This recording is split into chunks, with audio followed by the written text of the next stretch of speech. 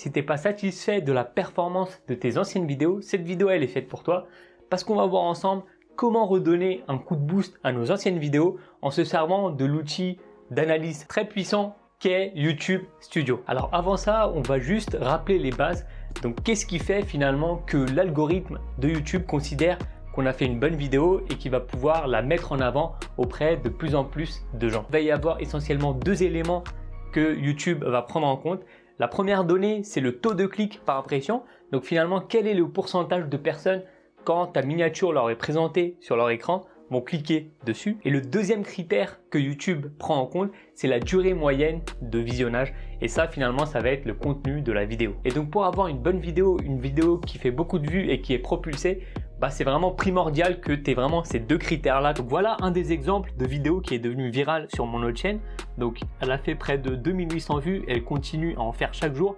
Elle m'a rapporté 13 abonnés aussi. Comme on le voit sur cette vidéo, tout d'abord, la durée moyenne de visionnage. Donc là, ici, on est à 3 minutes. Donc, c'est une durée moyenne de visionnage qui est bon. Ensuite, par rapport à la miniature, le taux de clic par impression. Donc là, on est à un taux de clic par impression qui est très élevé à 13%. D'accord? Donc, sachant qu'un bon taux de clic par impression, il est à 5%. Donc là, on voit vraiment que pour avoir une vidéo virale ou en tout cas une vidéo qui fasse beaucoup de vues, il faut qu'il y ait vraiment ces deux éléments combinés, le taux de clic par impression et la durée moyenne de visionnage. D'accord? C'est jamais l'un sans l'autre. On va voir concrètement dans cette vidéo comment faire pour optimiser ces différentes variables. Et à la fin de la vidéo, je te donnerai un plan concret qui va pouvoir te permettre toi aussi de mettre tout ça en place sur ta chaîne YouTube et pouvoir finalement faire plus de vues avec tes anciennes vidéos. Ok, donc l'idée, une fois qu'on est sur notre YouTube Studio, on va aller en fait dans Analytics, d'accord, dans l'outil Analytics qui va nous permettre d'analyser les différentes données.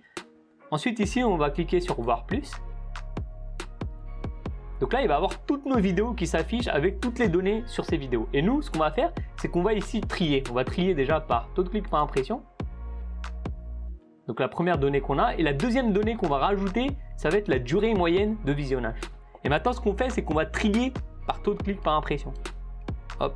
Donc là, on voit qu'en moyenne, en fait, mes vidéos, elles ont un taux de clic de 5%, ce qui est correct. Donc maintenant, ce qu'on fait, c'est qu'une fois qu'on a ce tableau, donc toutes les 2 semaines, on va faire la revue de ce tableau, on va regarder les vidéos qui ont un taux de clic par impression en dessous de 5%. Donc pour ça, comme on a trié, ça va être facile.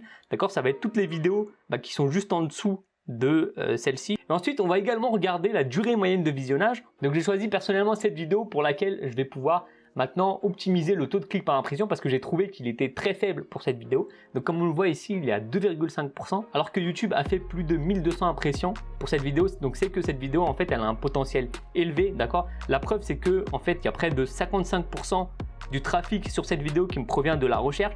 Donc c'est que cette vidéo en fait elle est beaucoup recherchée sur YouTube. Par contre ma miniature elle est pas ouf parce que j'ai un taux de clic par impression qui est vraiment faible ici, 2,5%.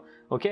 Et donc maintenant l'idée c'est qu'on va essayer de voir pourquoi cette vidéo a un taux de clic par impression aussi faible. Que c'est parce qu'elle est illisible, peut-être qu'il y a trop de texte. Et là quand on regarde le texte, finalement tuto complet pour ajouter le bouton, on voit que finalement il n'y a pas tant de texte que ça. Alors par rapport au texte, le truc c'est qu'il faut essayer de pas trop écrire de texte sur sa miniature parce que sinon ça va être illisible, surtout qu'il y a beaucoup de gens qui sont sur leur smartphone. Ok. Et aussi il faut que on puisse écrire suffisamment gros. Je suis explicite sur ma miniature donc j'affiche bien que dedans on va voir en fait le bouton, comment rajouter le bouton s'abonner et le bouton like. Par contre ça marche pas en fait, il y a un taux de clic par impression trop faible. Donc ce qu'on peut faire à ce moment là, c'est qu'on peut aussi aller voir la concurrence, ce qu'ils proposent. On peut s'inspirer par rapport à leurs miniatures qui font déjà des vues et on va donc essayer d'avoir quelque chose assez proche pour pouvoir avoir également beaucoup de vues sur notre vidéo. Et donc en tapant bouton s'abonner fond vert dans la barre de recherche YouTube, je m'aperçois qu'en fait la plupart des vidéos qui font beaucoup de vues, en fait elles ont tout simplement un fond vert sur leur miniature. Donc mon problème c'est peut-être ça, c'est que j'ai mis en titre que c'est un bouton s'abonner fond vert que je montre dans ma vidéo, mais par contre j'ai pas mis de fond vert sur ma miniature, donc c'est peut-être là en fait le problème, d'accord.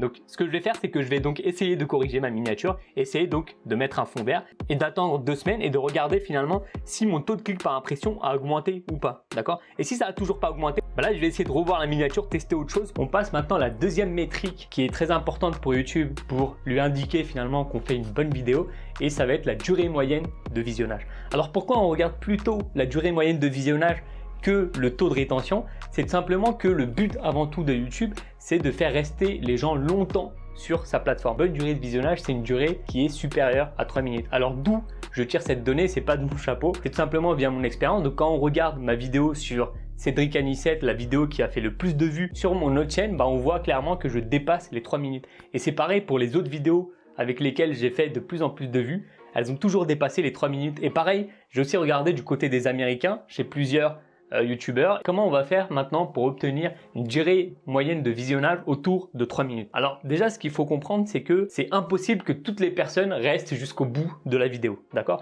Donc c'est pour ça que pour avoir une durée moyenne de visionnage de 3 minutes, on va faire des vidéos relativement longues, simplement parce que il y aura des personnes qui vont vraiment kiffer ce que tu fais, donc ils vont regarder la vidéo jusqu'au bout. Donc ça va avoir tendance à remonter ta durée moyenne de visionnage. Il y aura d'autres personnes, donc des touristes un petit peu, qui vont regarder une petite partie. Et donc entre ceux qui regardent à fond tes vidéos et ceux qui regardent un peu moins, on aura nos 3 minutes, d'accord? Donc c'est pour ça que c'est important de faire des vidéos relativement longues, entre 8 et 15 minutes. On passe donc maintenant sur YouTube Studio pour voir comment on va faire pour pouvoir optimiser nos anciennes vidéos et tendre vers une durée moyenne de visionnage qui est importante. Ce que j'ai fait, c'est que j'ai sélectionné cette vidéo.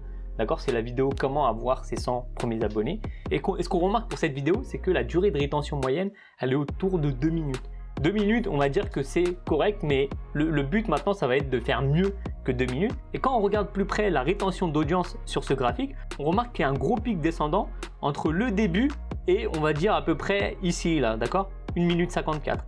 Donc ce qu'on va faire, c'est qu'on va essayer de voir maintenant dans notre vidéo, c'est quoi qui pose problème, qu'est-ce que j'ai dit pour que les gens se barrent au bout de 1 minute.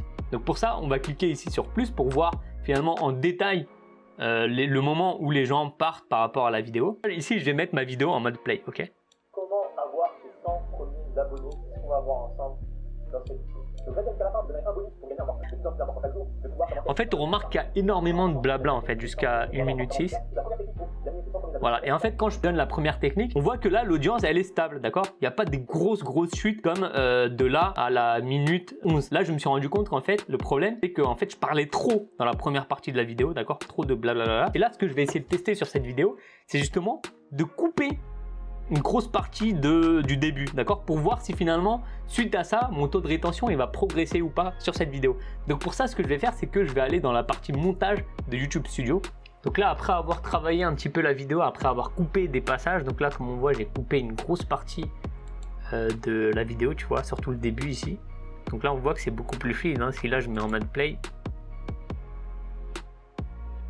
Comment avoir les 100 premiers abonnés qu'on va voir ensemble dans cette vidéo. Alors avoir ces 100 premiers abonnés, c'est vrai que ça va être le plus difficile. Il va falloir aller les chercher par le code parce que c'est le moment où YouTube, d'accord, plus d'intérêt parce qu'il est entre guillemets en train de tester. Donc la première technique pour gagner ces 100 premiers abonnés, c'est vrai qu'il y a les groupes Facebook. Dans le Facebook. Voilà, donc là, on rentre assez directement dans le sujet, donc je pense que ça devrait normalement m'aider à optimiser la durée de rétention et qu'il y ait moins de gens qui se barrent en début de vidéo, d'accord? Donc c'est aussi ce qu'il faut que tu fasses sur tes vidéos. Si tu vois que finalement il y a beaucoup de gens qui se barrent au début, tu essayes de voir précisément quel est le moment, pourquoi les gens se barrent autant au début, et donc tu essayes finalement ensuite d'aller dans YouTube Studio, la partie montage, et donc de couper les moments inutiles, les moments un peu, on va dire les moments un peu mous, quoi, pour pouvoir dynamiser la vidéo et que les gens restent sur ta vidéo.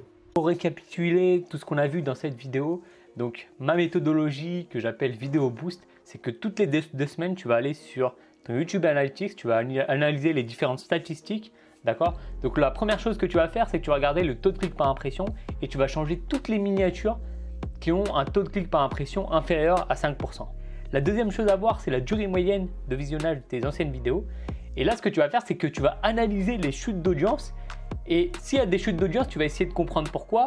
Donc en revoyant la vidéo et en essayant donc de fluidifier cette vidéo en faisant un montage de nouveau avec YouTube Studio. Normalement, avec ces éléments, tu vas pouvoir donc optimiser tes anciennes vidéos. Tu me découvres via cette vidéo, je me présente rapidement. Donc moi, c'est Arslan. Donc comme tu le sais, j'ai déjà une première chaîne YouTube sur l'immobilier. Et lors de la création de cette chaîne, j'ai commencé vraiment à me passionner pour l'algorithme YouTube pour pouvoir développer finalement sa chaîne. Et donc je me forme beaucoup sur YouTube, sur l'algorithme, donc je teste tout un tas de trucs.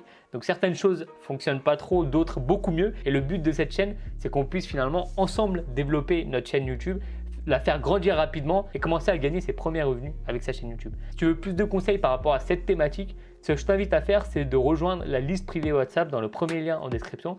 Donc j'envoie 2 conseils par semaine qui vont t'aider pour pouvoir développer ta chaîne YouTube. Je te dis à bientôt, plein de réussite dans tes projets. Ciao!